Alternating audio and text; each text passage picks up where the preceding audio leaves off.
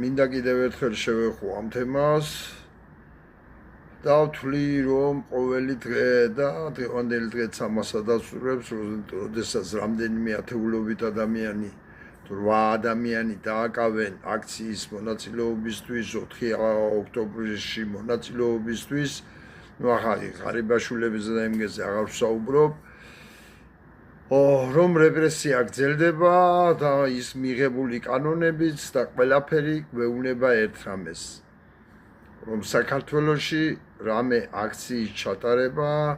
და ბრძოლის გაგრძელება ყოველდღიურად თულდება და ყოველდღიურად იქნება მსხვერპლი ცემა დაჭერა და ასე შემდეგ ამ ფონზე მე ვთვლი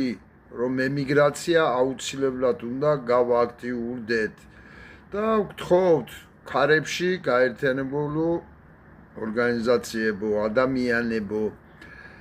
მე კიდევ ერთხელ ვამბობ მე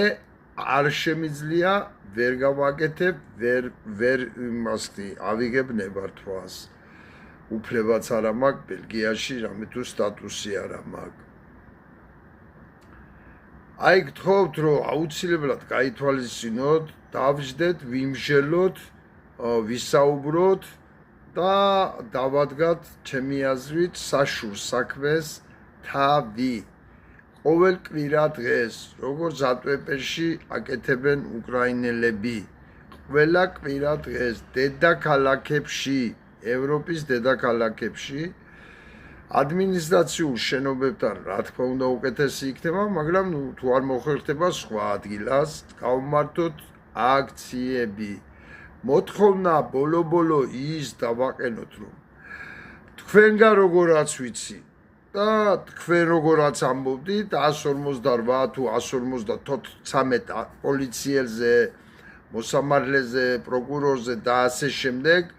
გადაცემული იყოს სიები ევროპის ქვეყნებს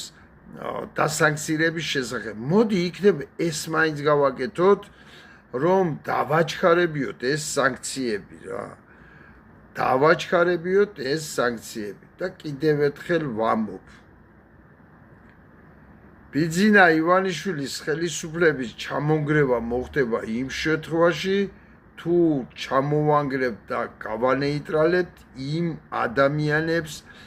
ვიზედაც დგას მისი ძალაუფლება ანუ რიგით პოლიციელებზე მანდატურებზე პროკურორებზე მოსამართლეებზე სუსის რიგით თანამშრომლებზე